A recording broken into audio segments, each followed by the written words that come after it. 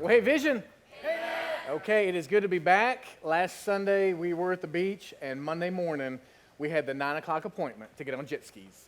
Oh, my goodness. Elijah, boom, was gone. Emmaus, boom, was gone. And me and Meg went, and Meg was like, no, I'm going to die in the dark water. I said, you might. She said, love doesn't ride jet skis. No, she didn't actually say that. I just thought she was thinking that, screaming that. But we got out of it, finally hit some gas. Oh, man, it was fun. So next time I'm going, just me and the boys, okay? Me and the boys. But seriously, we had a great time away, but we did miss being here. We always miss being here with this family. And I so appreciate Walker Reed coming last week, our mayor coming in and sharing. Did you guys appreciate Walker coming in last week? Definitely. This series, we're continuing at Love Does. I'm going to jump right in to this verse, which is really going to kind of guide us today. It's out of Proverbs 18:21. It says, the tongue has the power of life, and the tongue has the power of death. Those who love it will eat its fruit.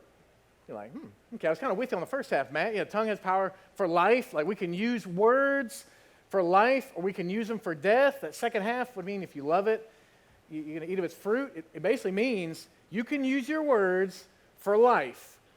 And if you love doing that, you're going to experience the fruit of doing that.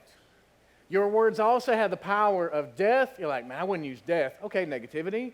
Okay, grumpiness. Okay, gossip. Okay, whatever that looks like. And if you love that, you're going to eat of that fruit. So I'm going to need your help. Get your blue card in your hand and stand up. Because this blue card, we're going to use it later in the service. And in fact, you're going to have a chance to use it for life or for death today. So what I want you thinking about during the service today is who is one person in your life that you could use your words on this card for life. That you could literally write something on here, because you're going to have, toward the end of the service, about 90 seconds where we're going to be playing a little bit of music, and you're going to have a chance to actually write something on here to somebody important in your life that you can use it for life. But I need you to kind of personalize this first. So what I've done is with this verse, the tongue has the power of life and death, and those who love it will eat its fruit. I've kind of personalized it, and I want you to say it back to me if you believe that concept. Now, if you don't, and you're like, I'm going to kind of wait and see, then don't say it. But if you believe that your words have the power of life or the power of death, and whichever way you go on it, you're going to eat that fruit. If you believe that, then repeat after me. My tongue has the power of life and death. And I will bear the fruit of the words I use. Okay, go ahead and have a seat. We're going to come back to this blue card at the end of it, because this has a potential. What we got in here? Maybe 100, 150 people? For potentially 100, 150 people this morning, somewhere on this planet, to be impacted by you, because I'm actually going to give you a chance to send it out during the service. As in literally, I'm going to take my vision pen and write something on here. I've already selected somebody. I had time to think about it, but you've got about 20 minutes to think about it. That you'll have somebody who'll write, dear so-and-so, man, I thank you for who you are, or I want to bless you. You're going to write it on here. And if you got a phone, which if you don't have a phone, grab a neighbor, but you got a phone, you're actually going to take a picture of it, and you're going to text it to that person. Not go home, not forget about it, not leave it in the minivan. Like while we're here, we're going to use our words for life. Now, if you choose to use it for death, okay, I'm not endorsing that. If you're like, man, I'm so mad at you, and this is my chance to tell you, send it away. And you send it to like a bunch of different people, okay, that's not what church is about, okay? That's not what we're doing here. But we are using our words for life, because today's topic, that love, it's inspiring and it's encouraging if you want to be. It truly is. Remember last week, Walker, he talked about love building bridges. And I love that about Walker Reed. He gets in our community. He builds bridges to people of all races and ages and genders and economic backgrounds. He builds bridges. If you missed the story last week out of the book, because again, if you don't have the Love Does book, we've got maybe 10, I think, in the lobby left. Those are free, one per household if you want one. The story that corresponded with last week was this guy, Bob Goff, had written about his kids that just wanted to build bridges.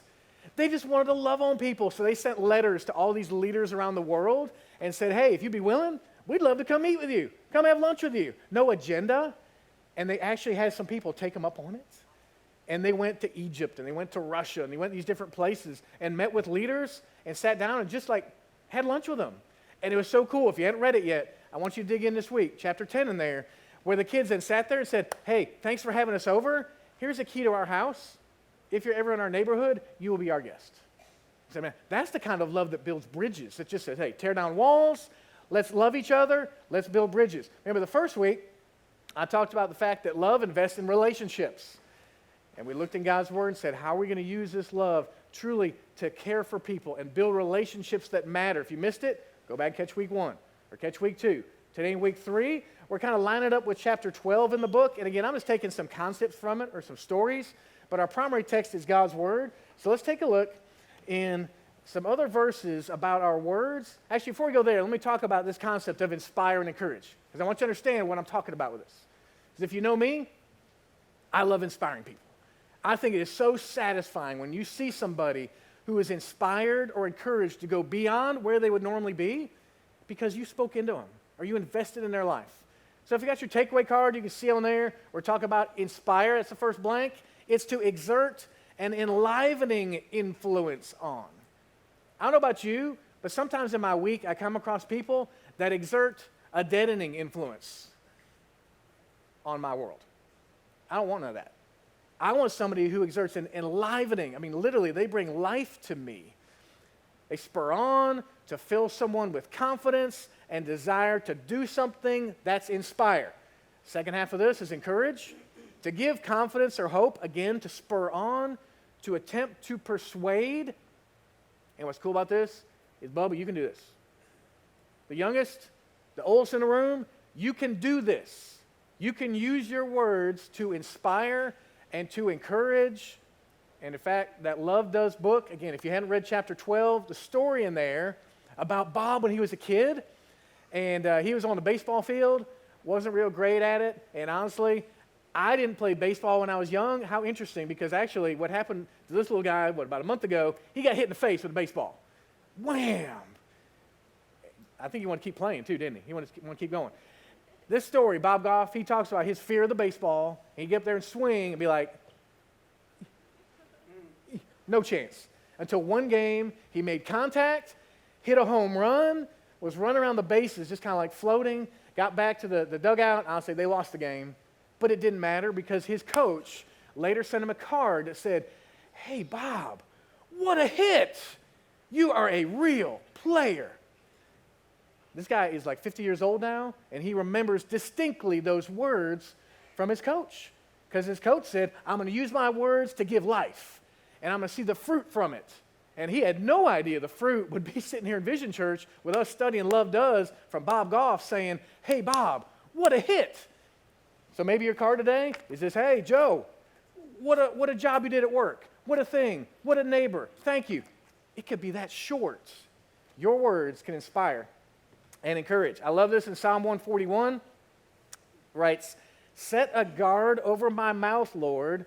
Keep watch over the door of my lips. Okay, do you know anybody in your world that needs to set a guard over their mouth? Are you sitting next to them? No, don't say that. Oh, they are right here. No, what's interesting though with this verse, it's not just about putting a guard to limit what comes out, but it's actually putting a guard that lets the right things out. And we're saying we can use our lips to inspire and encourage, and let's have a guard over it to keep the junk from coming out, so it's not death we're speaking, but it's life. One of my favorite verses in the Bible, Ephesians 4:29, it says, don't let any unwholesome talk come out of your mouths, but only what is helpful for building others up, and this is all about serving right here, according to their needs, according to what they need, not, I needed to say that. I needed to get that off my chest. No, you use your words to build somebody else up according to their needs, that it may benefit those who listen. Maybe this is too simplistic, but what if every human being actually obeyed this verse and said, my words are only going to be used to build people up? This would be a whole lot better planet, I'm telling you. So how does this tie into today? Well, Jesus, the ultimate inspirer, encourager, he comes across this guy named Peter. And at the time they meet, actually his name wasn't Peter, it was just Simon. But Jesus saw something in him and used his words to speak life into him. So I want to learn from Jesus. And there's a couple other stories in the Bible I put on your takeaway card that you can dig into this week to see how God has used words or used people to use words to lift people toward life, not to push them toward death. Because I think in your week, you get enough people that are squawking at you for death, you need some more words to lift you to life. So Jesus and Peter, their story we're going to look at today is from Matthew 16. And we got some special surprises today. Because again, we're doing something with this that's special. And at the end, we are going to have, I don't know if we can even use this word here at Vision, a choir at the end. We're going to have a men's choir up here at the end. Is that okay to use the word choir in a contemporary church? Because we're going to have some guys up here singing and inspiring us about the power of the cross. And so don't miss it, that this wonderful cross, you say, how could it be wonderful? A tool that was used to kill Jesus? No, it's symbolic of the victory of Jesus. And Jesus, before he went to that cross, he intersects paths with Peter, and he sees something in Peter of potential. And I love this because Jesus, if he met one-on-one with each of us, he'd see all your junk, like Kayla said, kind of your bad days or your off you or your whatever, and he'd see all the potential. And he'd say, I got some words for you. I got some words for life. So let's look at this story. It's a short story in Matthew 16. It says, when Jesus came to the region of Caesarea Philippi, he asked his disciples, who do people say the Son of Man is? Like literally, Jesus speaking out and saying, hey, you guys, who are people saying I am? In your world, in your workplace, in your neighborhood, in your home, who are people saying that I am? And his guys, they replied, well, some say John the Baptist, others say Elijah, still others Jeremiah or one of the prophets, because they were believing as a people that the Messiah might come as like a resurrected prophet. So that's how some people were confused, saying, man, I think he's a resurrection of Elijah or Jeremiah or another prophet. But clearly, he's prophetic, he's different, he's special. That's kind of the rumble, that's the grapevine, that's the rumors about who Jesus is. But what about you, Jesus asked? Who do you say I am? And I don't want you to miss this. This is such a key question for all of us. Because he'll look at you and he'll say, look, they may think things, your coworkers may think things, but who do you say I am? What do you really think about me? Am I just somebody that's kind of good to maybe hear from once a week for an hour? Am I somebody that you may see a good post on Facebook and say, oh, that Jesus, man, he's so sweet. Jesus says, no, it's got to go deeper than that. I want a relationship with you that changes you. I want to speak life into you, but you have to be ready to receive that. He says to his guys, who do you say I am? And we see part of the character of Simon Peter in this moment, that he is typically the one who speaks first. He's typically the one who acts first. He's the one who's got this passion, and honestly, sometimes that passion is like a jet ski that goes way off track because he hit the gas and zoom. But Jesus said, no. I want you to take that passion and steer it for me. And when Jesus says to his guys, who do you say I am? And Simon, he speaks up first and says, Jesus, I believe you're the Messiah. You're the Son of our God. You're the Son of the living God. It's a big step for Peter. Still Simon in his name at that time, but this guy we know as Peter. This is like a crossroads that Jesus looking, saying, what's in his heart? And Jesus replied, blessed are you, Simon, son of Jonah, for this was not revealed to you by flesh and blood, but it's so cool. God revealed it to you. You understand, visionaries, I can't reveal anything to you. It is God who opens your heart and opens your mind to understand truth. And Jesus is saying to Simon Peter in this moment, you're getting it. You're figuring it out because God is opening your mind and you're willing to hear that. And I tell you, don't miss verse 18, I tell you, you are no longer Simon in my eyes. Now you are Peter. And on this rock I'll build my church, and the gates of Hades will not overcome it. So what this means is Jesus is casting vision into Peter's life, saying, no longer are you just another guy with another name, but I'm calling you, Peter, a rock. And you're like, a rock? Man, this guy, he's going to end up, calling Jesus out the wrong time, denying Jesus, cutting a guy's ear off, doing all this mess. Jesus says, those are his bad days. I'm seeing his bad days are out there. But Peter, I'm speaking life into you. I'm saying you're a rock. I'm going to build something on you if you let me. And we see in Peter's life that he ends up, yes, cutting a guy's ear off and rebuking Jesus at the wrong time and denying Jesus 3 times and just making a mess of it. And we see in Peter a guy who bounces back.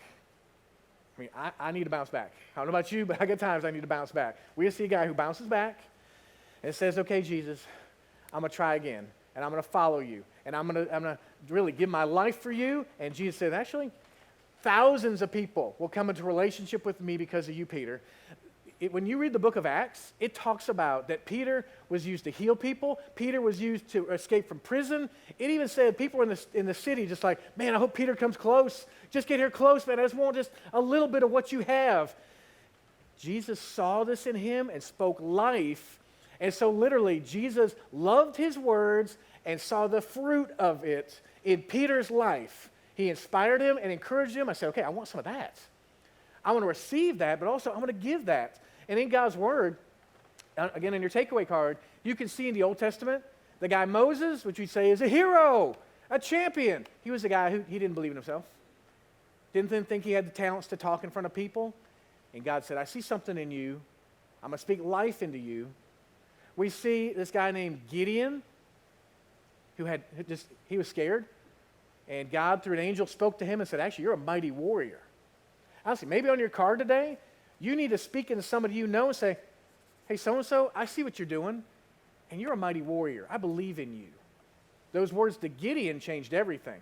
To Esther had this guy, this family member who spoke into her. His name was Mordecai, and you're going to learn about her this summer. These guys, I'm excited. Pastor Mitch, he's going to be preaching on Esther this summer. We got our Story Maker series, all these different topics. Mitch is going to bring it about Esther because Mordecai spoke life into her and inspired her and encouraged her. And she took off and did amazing things. So I say, so how do we accomplish this? Because I want some nuts and bolts to understand how God could use me to do this, because I want God to speak into me. There's 5 things I see. Number 1, it's not terribly complicated. You got to care. Life pushes us towards not caring. Life pushes us towards busyness. In fact, I was talking with Scott yesterday, in one of our meetings, and he said this phrase that I have embraced years ago, that we need to ruthlessly eliminate hurry from our life. Like ruthlessly, like I got to get rid of hurry. I got to get it out of there. Because when I'm hurrying, usually I'm not caring because I'm too busy to care. But if I take the time to care, then I can take the time to be intentional. That's the second thing. Be intentional to say, okay, I've got some words in me, some chance to produce some fruit. If I'm intentional and actually identify somebody that I'm going to try to encourage with my words. If I'm intentional, then I also need to personalize it. Because I think you've been there when someone says, man, you're just incredible. And you're like, why? You're like, I don't know, but you're just incredible. Honestly, those words to me don't really help. But when they say, man, I see the way that you're investing in your kids, the sacrifice you're making to pour into their lives, that's incredible. That's intentional. Okay? The 4th thing is to be a visionary. And this isn't about going to Vision Church. This is about casting vision into someone's life and saying, man, I see something in you. I saw what you did. I see the way you're spending time doing that. I see potential in you. You can do it. That is being a visionary as you speak into someone's life. And the 5th thing is being Christ-honoring. Because you can do the first 4 and not even steer anybody toward the cross. And honestly, it's going to be shallow. It can help, but if you want depth, I mean, you're talking fruit from your words that bring life, you honor Christ by caring and being intentional, by personalizing it and being a visionary. And you say, all those things, what I see in you, God wants to use you in a powerful way. Go for it. And if you package all that into your words, I believe you're imitating Christ when he spoke into Peter. And Peter took off, and we saw so much fruit from his life, I believe, in great reason, because of Jesus' words to him. So we have the potential to do this. But it can't be just an action, and you're like, okay, I'm going to begrudgingly write this and photo it and send it. Or at work tomorrow, I'm going to begrudgingly say it. Because in Matthew 12, it shows us what's deeper when it says, for out of the abundance of the heart, the mouth speaks. So God doesn't want fake. Understand, if you can't do even this today with truth, with real heart, then don't do it. But if the abundance of your heart, and you're letting God work on your heart and shape your heart, and out of that comes words of life, woo, God can use that. He can use it. Now, okay, I got a couple elements today I'm going to use to kind of nail this down. One is a video, and then 2 is this card, and 3 is our last song. Now, this video, a friend passed it on to me a month or 2 ago, and it moved me. Because it's talking about the power of our words and our influence, and you're like, hey, I'm not smart, I don't have great words and eloquence. Actually, you're going to hear about a guy who was a 3rd grade dropout and the impact of his words. You're going to say, okay, man, I can do it, or maybe I'm too young or too old. No, you're not. The question is how are you living? How are you using your words to honor Christ? Why don't you check this out? The wisest person I ever met in my life, a 3rd grade dropout. Wisest and dropout in the same sentence is rather oxymoronic, like jumbo shrimp.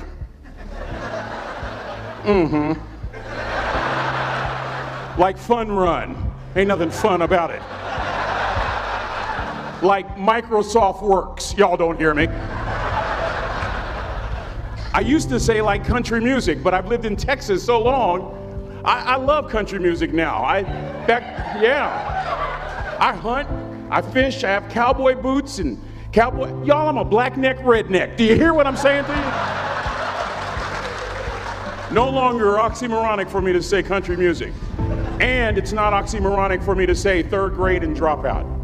That 3rd grade dropout, the wisest person I ever met in my life, who taught me to combine knowledge and wisdom to make an impact, was my father. A simple cook. Wisest man I ever met in my life. Just a simple cook. Left school in the 3rd grade to help out on the family farm, but just because he left school doesn't mean his education stopped. Mark Twain once said, I've never allowed my schooling to get in the way of my education. My father taught himself how to read, taught himself how to write, decided in the midst of Jim Crowism, as America was breathing the last gasp of the Civil War, my father decided he was going to stand and be a man. Not a black man, not a brown man, not a white man, but a man. He literally challenged himself to be the best that he could all the days of his life. I have 4 degrees. My brother is a judge. We're not the smartest ones in our family. It's a 3rd grade dropout daddy. A 3rd grade dropout daddy who was quoting Michelangelo, saying to us, boys, I won't have a problem if you aim high and miss, but I'm going to have a real issue if you aim low and hit. A country mother quoting Henry Ford, saying if you think you can or if you think you can't, you're right. I learned that from a 3rd grade drop. Simple lessons. Lessons like these. Son, you'd rather be an hour early than a minute late. We never knew what time it was at my house because the clocks were always ahead. My mother said for nearly 30 years my father left the house at 3:45 in the morning. One day she asked him, why, Daddy? He said, maybe one of my boys will catch me in the act of excellence. I want to share 2 things with you. Aristotle said, you are what you repeatedly do. Therefore, excellence ought to be a habit, not an act. Don't ever forget that. I know you're tough, but always remember to be kind. Always. Don't ever forget that. Never embarrass mama.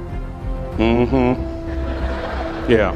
If mama ain't happy, ain't nobody happy. If daddy ain't happy, don't nobody care. But, I'm trying to tell you. Next lesson. Lesson from a cook over there in the galley.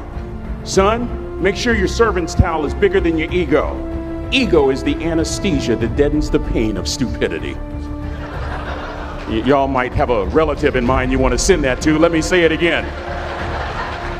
Ego is the anesthesia that deadens the pain of stupidity. Pride is the burden of a foolish person. John Wooden coached basketball at UCLA for a living. but his calling was to impact people. And with all those national championships, guess what he was found doing in the middle of the week? Going into the cupboard, grabbing a broom, and sweeping his own gym floor. You want to make an impact? Find your broom. Every day of your life, you find your broom. You grow your influence that way. That way you're attracting people so that you can impact them. Final lesson. Son,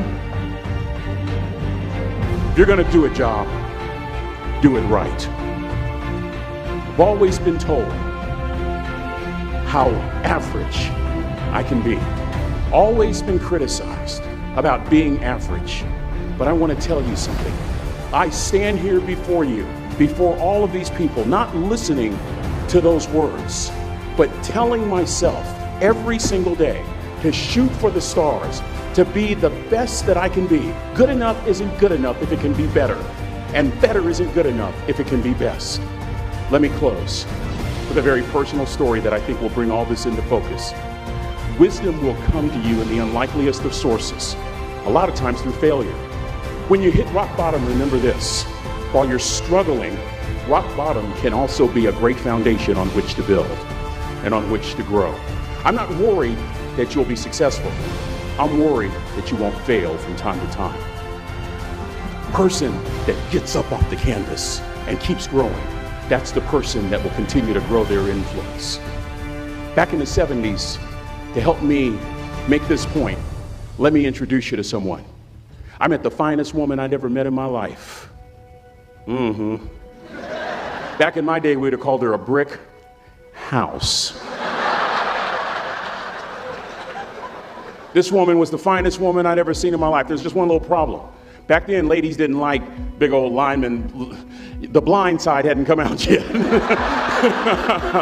They like quarterbacks and running backs. We're at this dance, and I find out her name is Trina Williams from Lompoc, California. And we're all dancing, and we're just excited. And I decide in the middle of dancing with her that I would ask her for her phone number. Trina was the first one.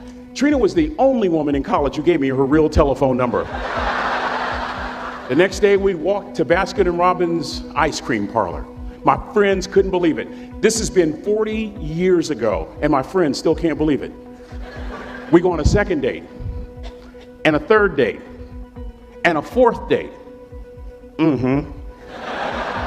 We drive from Chico to Vallejo so that she could meet my parents. My father meets her. My daddy, my hero, he meets her, pulls me to the side and says, "Is she psycho?" But anyway, we go together for a year, 2 years, 3 years, 4 years. By now, Trina's a senior in college.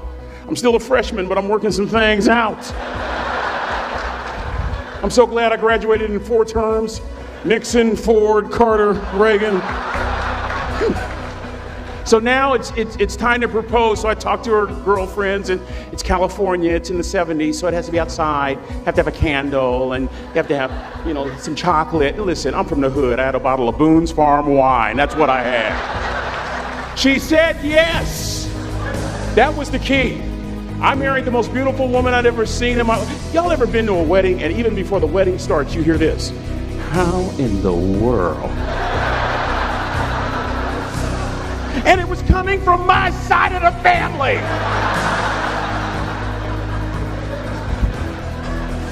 We get married, we have a few children, our lives are great. One day, Trina finds a lump in her left breast. Breast cancer. 6 years after that diagnosis, me and my 2 little boys walked up to Mommy's casket. And for 2 years, my heart didn't beat. If it wasn't for my faith in God, I wouldn't be standing here today. If it wasn't for those 2 little boys, there would have been no reason for which to go on. I was completely lost. That was rock bottom. You know what sustained me? The wisdom of a 3rd grade dropout. The wisdom of a simple cook. We're at the casket. I'd never seen my dad cry. But this time I saw my dad cry. That was his daughter. Trina was his daughter, not his daughter-in-law. And I'm right behind my father, about to see her for the last time on this earth. And my father shared 3 words with me that changed my life right there at the casket. It would be the last lesson he would ever teach me. He said, "Son, just stand. You keep standing. You keep standing, no matter how rough the sea, you keep standing. And I'm not talking about just water. You keep standing. No matter what, you don't give up. And as clearly as I'm talking to you today, these were some of her last words to me. She looked me in the eye and she said, "It doesn't matter to me any longer how long I live. What matters to me most is how I live." I ask y'all one question, a question that I was asked all my life by a third grade dropout. How you living? How you living? Every day ask yourself that question, how you living? Here's what a cook would suggest you to live this way. That you would not judge, that you would show up early, that you'd be kind, that you'd make sure that that servant's towel is huge and used, that if you're going to do something, you do it the right way. That cook would tell you this, that it's never wrong to do the right thing, that how you do anything is how you do everything. And in that way, you will grow your influence to make an impact. In that way, you will honor all those who have gone before you, who have invested in you. Look in those unlikeliest places for wisdom. Enhance your life every day by seeking that wisdom and asking yourself every night, how am I living? May God richly bless y'all. Thank you for having me.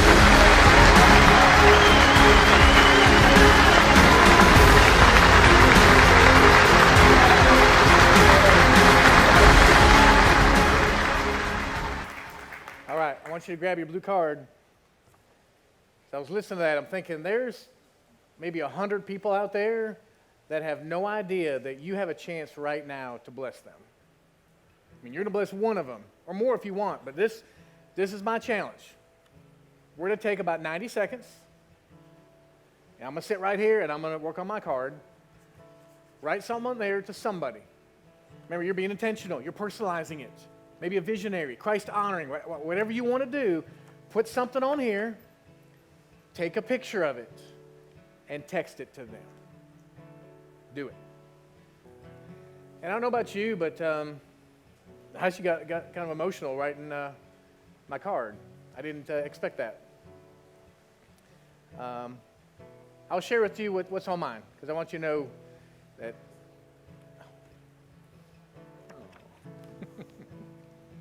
Thanks, Cassie. As I wrote mine to my brother, he's up in New York, and he's had a tough life. We're really different. We're really different. And we don't connect in a lot of things. But I need him to know that I care about him. And so I wrote, Tom, I love you and am proud to have you as my brother. I'm praying for you, and I believe the best is yet to come for you. Love, Matt. And I took a picture and I texted it to him, and I'm sure he's like, what is going on with Matt? He's supposed to be working. And I'm sure he's not watching on Facebook Live, so I guess I'm pretty safe to share this just with you guys and all of our friends on Facebook Live. But your words have great power, especially when they come from your heart, because again, out of your heart, the overflow, that's what should be your words. And so hopefully you experience something, whether it's that emotional or not, I don't know, whether it's something simple, that's fine, or whether you need to take it with you, or there's more cards at the Connection Center if you want to take more with you, and send them to other people today or this week. But I want to encourage you, don't miss that opportunity, because if you say, I'm not usable by God, yes, you are. Yes, you are. God wants to speak that into you. Remember, we sang about that today. You know, who you say I am, and God wants to speak through you into people's lives. And again, it all comes back to that cross. Earned us this right to have power in our lives, in our words.